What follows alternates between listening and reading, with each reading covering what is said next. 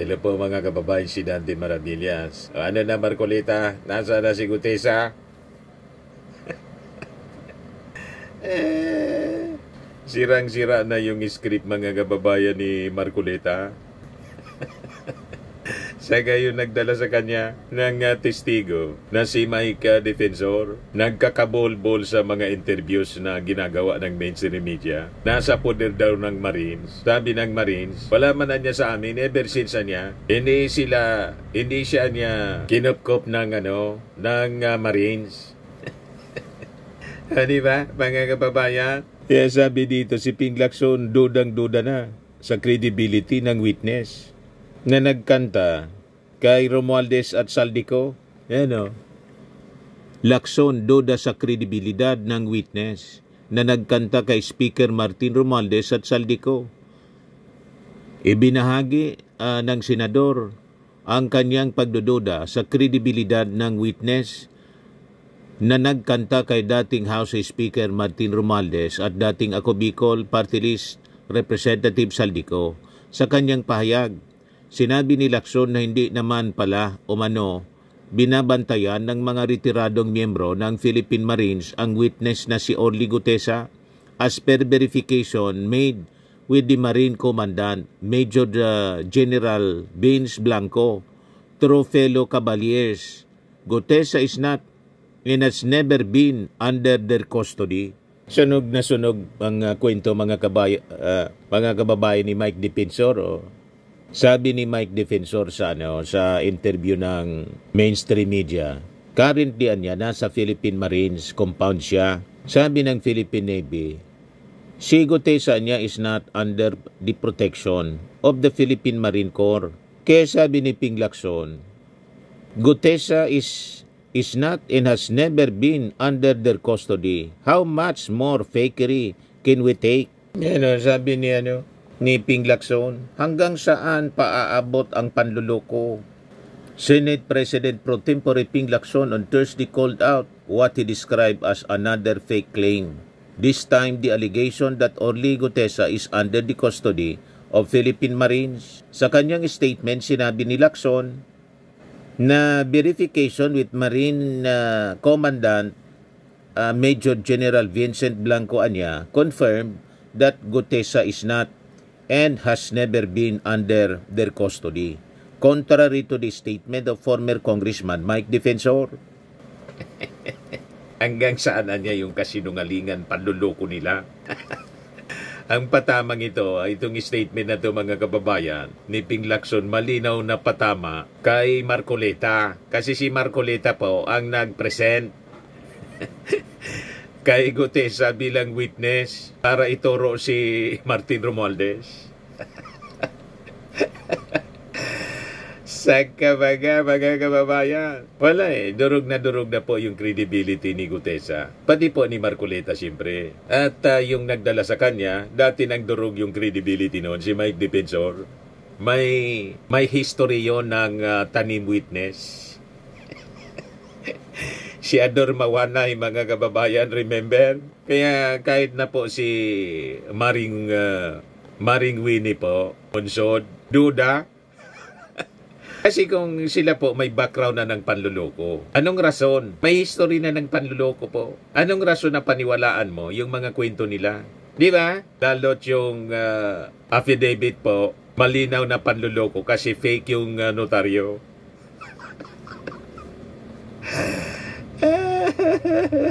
Sabi dito sa report ng One News, on Wednesday, Defensor told One News Storycon that Gutesa, a surprise witness in the flood control scandal, is under marine protection. Lacson cited that the executive judge of Manila Regional Trial Court earlier found inconsistencies in Gutesa's notarized affidavit and recommend a preliminary investigation for possible falsification. Kaya sabi ni Ping Lacson, bulalas po niya. Hanggang saan pa aabot ang panluloko?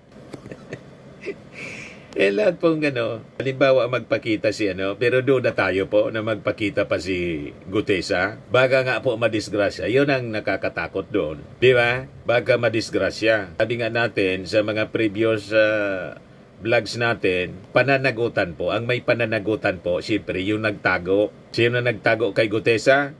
Si Mike Defensor. Sino nag-present? Si Marcoleta. So, responsibilidad nila yun, ang security. Kasi inayaan nila, mga kababayan, na si Gutesa na kanilang witness na hindi mabigyan ng proteksyon. Mula po sa DOJ. Nag-offer po yung DOJ ng proteksyon. Ayaw ni Gutesa. Sabi naman po ni Mike Defensor sa interview po kahapon, nabigla daw siya kung bakit nag-refuse.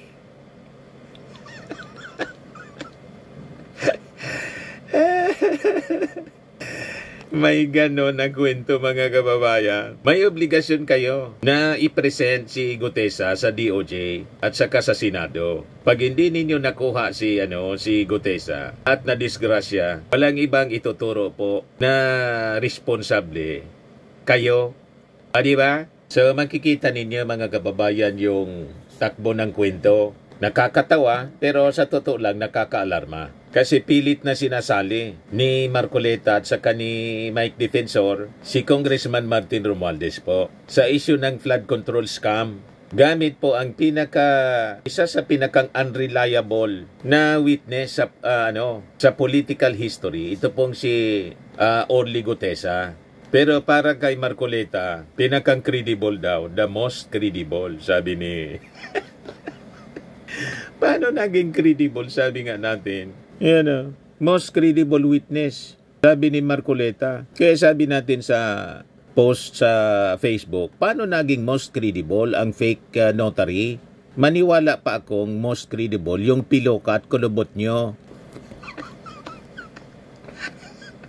Yun talagang walang duda, authentic, credible. Yung piloka at kulubot, pero yung testigo po ninyo, peke yung notaryo.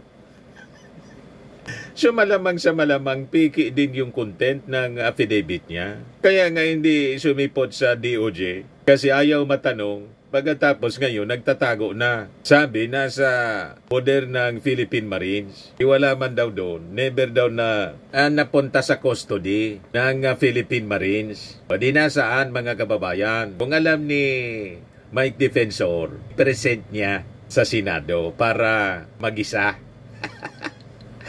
Di ba po? Lahat lang kwento. Yung sinabi ni Gutesa na hindi pa siya familiar ng sarili niyang affidavit. So makikita po natin, talagang walang ebidensya. Puro kwento lang. Samantalang yung mga totoong players sa flood control corruptions po, sila pa yung gustong gawing witnesses. Pinagpipilitan ni Marcoleta ang ipasok sa yung Witness Protection Program without restitution. Yung mag-asawang Diskaya. Major player yun. Hindi siya least guilty, mga kababayan, para gawing state witness at makalibre sa kanyang pananagutan. Di ba po? So makikita natin, mga kababayan, malinaw yung political drama. At sa drama na to, halata po na wala sa script yung katotohanan. Kaya sabi ni Ping Lacson kahapon, hanggang saan paabot ang panluloko?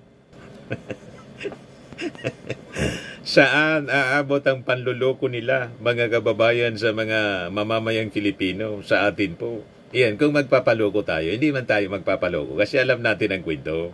Tapos, sa isang interview, mga kababayan, sinubukan ni Mike Defensor na i-shoot si Martin Romualdez. Sabi ni Mike Defensor, 3,000 hectares daw ang lupa ni Martin Romualdez sa Forbes Park. Matindi kong 3,000. Mas malaki pa po sa mismong Forbes Park.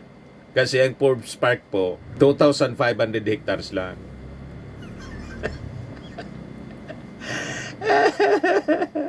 O, diba, mga kababayan? Nagkakabol-bol ang mga statement ni Mike Defensor sa kasinungalingan. Ngayon, going back sa nawawalang si Gutesa, mga kababayan. Ang tanong, kung talaga pong may ebidensya si Gutesa na magdidiin kay Martin Romualdez, bakit until now walang magamit si Marcoleta at sino mang mga DDS senators Ayan ang tanong. Baliktad nga po eh. Kasi base sa mga ebidensya, nakatutok po doon mga kababayan sa mga kalyado nilang senador tulad ni Jingo Estrada. Kaya ni-recommend na po ng ICI ang pag-file ng kaso sa ombudsman.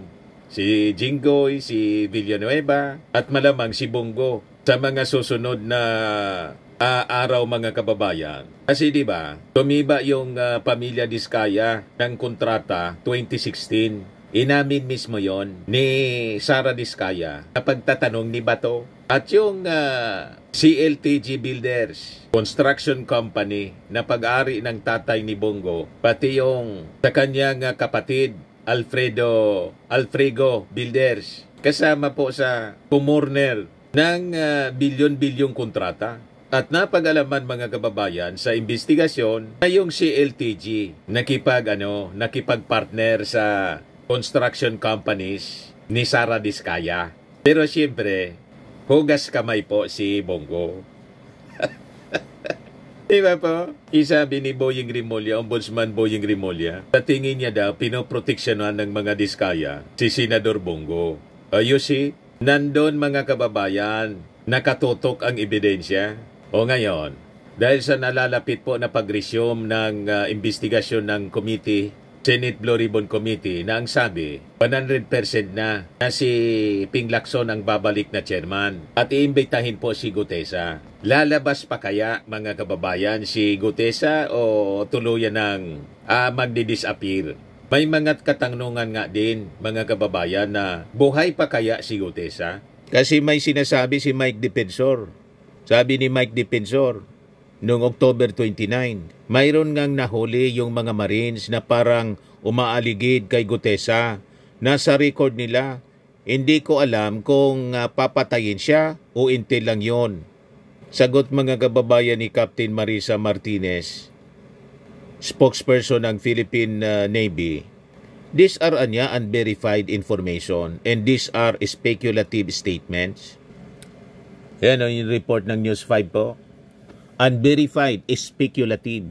Ganito inilarawan ng Philippine Navy ang aligasyon ni dating Congressman Mike Defensor na may mga umaaligid umano sa Senate witness na si Orly Gutesa kaya siya inilagay sa proteksyon ng Philippine Marines.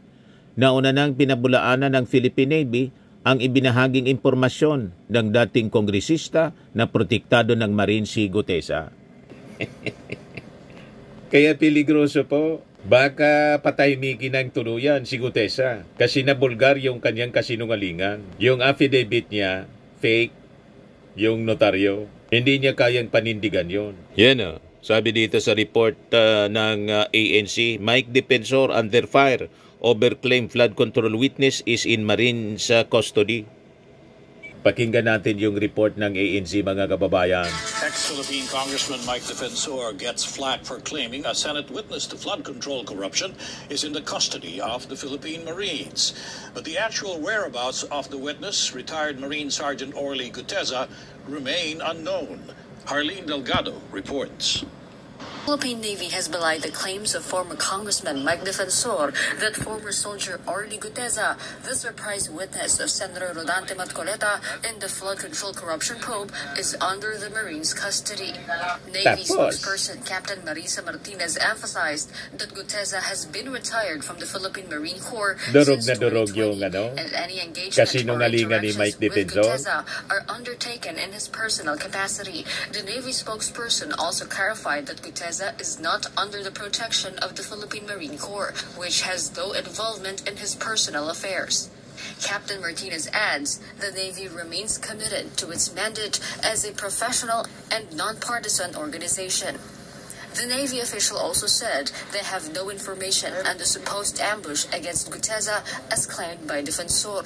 Martinez notes that this matter is best referred to the Philippine National Police for proper investigation. Former Senate Blue Ribbon Chairman Panfilo Lacson did not mince words. In social media post, he asked, how much more fakery can we take? Lacson was the panel head when Gutesa testified and linked former Parlors lawmaker Zaldico and ex-House Speaker Martin Romualdez to the flood control scandal. Armed Forces of the Philippines Chief of Staff General Romeo Browne says it is not the AFP's policy to keep witnesses from attending hearings or answering subpoenas. I have no personal knowledge po kung talagang nandun Kita sa niya? Philippine Marines si Gutesa. But let me make it clear na kung nandun nga siya, no, ay wala pong intensyon ang Armed Forces of the Philippines na itago yung mga witnesses natin. No? Okay? Sabi ni Browner, kung nandiyan niya sa amin, tutulungan pa namin na para maiarap sa investigasyon. You see? O ngayon, doon sa mga nagtatanong, bakit niya walang reklamo sa DOJ laban kay Martin Romualdez? Hindi din siya kasama doon sa inirekomenda ng ICI na kasuhan sa ombudsman. Wala kasing makitang koneksyon yung ating mga investigador o kahit anong bagay na magdidiin kay Martin Romualdez. Ganon lang po yon mga kababayan. At ang nakakatawa yung mag-asawang Diskaya gustong gawing star witness ni Marcoleta. Major suspect, gawin mong star witness at kontra pa siya sa restitution. Inaaway pati po yung DOJ. Inaaway ni Marcoleta. Hindi ba po? Hindi daw dapat gawing requirement yung restitution para sa witness protection program. What? Ganon mga kababayan ka baluktot. Kaya sabi po ng isang law expert, si Atty. Domingo Cayosa, ito ang restitution or the return of ill-gotten wealth by a person applying for the Witness Protection Program or WPP is lawful. Ayaw ni Marcoletang ibalik yung yaman. Bakit kaya? Yung ill-gotten wealth ng mga Diskaya. O diba, kaduda-duda? Bakit ayaw mo na ibalik? Anong meron? So malinaw na dito po sa kwento ng star witness po na sabi, most credible, sabi ni Marcoleta. Ang gusto lang kasi nilang idiin si Martin Romualdez. Malabo man po yung kwento. Di ba po? Si dating Speaker Martin ang gusto nilang isalang. Kasi po, hindi nila makontrol yung narrative. Pero ang katotohanan po, hindi po siya nagbibed sa propaganda. Kasi po, ang flood control corruption, nangyari po sa implementation, hindi po sa kamay ng tao na hindi naman po kasangkot sa operations. Sabi nga, you do not blame the fire chief sa sunog na hindi naman po siya yung nagsindi. Di ba po? Lalo na kung yung mga tunay na nagsindi kasama mo sa conference room. So, ganun lang yun po, mga kababayan. So, makikita natin sa mga developments ng kwento, mga kababayan, habang nagpapakalat ng mga haka-haka, itong sina Marcoleta at Defensor, lumilinaw na po ang simple reality. Ang realidad, mga kababayan, ay hindi mapapasubalian na walang ebidensya po laban kay dating Speaker Martin Romualdez. Walang testigo, walang katotohanan. Yung kanilang sinasabing best witness, nagtago na. Ayaw matanong ng DOJ. So kung totoo na gusto nilang labanan ng korupsyon, dapat po yung tunay na sangkot, yung tinutumbok, hindi po yung gusto nilang gamitin na scapegoat. Malinaw po sa BICAM report, wala pong pangalan ni Martin, wala din siyang pirma. Kasi hindi man siya po member ng BICAM. Malinaw po yon. Sabi po ni Bicol Saro Congressman Bicol Saro Party List Congressman Terry Ridon, yung mga nasa likod niya ng pamimiki ng sinumpaang salaysay ni Gutesa dapat kasuhan ng DOJ. Tama po. At yung nag-present ng affidavit mga kababayan na peke, alam na ninyo kung sino. Di ba po? Damay siyempre yon. Sa mga naghanap ng malinis and spacious fitness gym, pumunta lang po kayo sa aming Colossal Fitness Gym. We also offer Grab Car Rental with our brand new 2023 model ng Toyota Innova. We also accept booking for those who are planning to travel via PAL, Cebu Pacific, and other airline companies, local and international, and bills payment for Meralco Bills, PLDT, Aleco Bills, etc. Ang Colossal Fitness Gym is located at 3rd floor Security Bank Building, Landco Business Park, Legazpi City, Albay.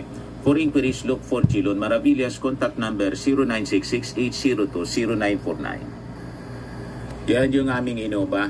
Lagi na pong matao sa amin. Pati mga foreigners po, tingnan ninyo. Mga British tourists sila. Ang lalaki ng katawan na, mga kababayan, nag-gym sa amin. Ito naman po, Indian National. Ito mga mga European sila. Ito naman yung bago naming product na binibenta online, Eye Glow Serum. Whitening po siya galing sa South Korea. Tingnan ninyo yung epekto sa aking anak na architect entrepreneur, Riz Maravillas. For inquiries, look for Riz Maravillas on FB. Ito naman po, Firmax Firming and Lifting Cream. Pinapahid po ito sa mga pulses in affected area. Mainam po ito sa mga pains at paninigas ng mga kaso-kasuan. Ito po, Automax Radiant Serum. Sa mukha naman yung application. Anti-aging po siya. You will look 10 years younger than your age. Ito naman po yung bagong product naming binibenta online. I am Worldwide Amazing Pure Organic Barley Powder Drink Mix from Australia. Mainam po ito sa mga cancer patients at for cancer prevention. Endorsed by actress and cancer survivor Maritone Fernandez. Sa inyong mga inquiries and orders, dumiretso na lang po kayo sa aking anak na architect entrepreneur Riz Maravillas. Sa mga mahilig po sa imported bags and wallets, dumiretso na lang kayo kay Ma'am Eileen Rosales, Eileen Closet po, nakabase siya sa Amerika.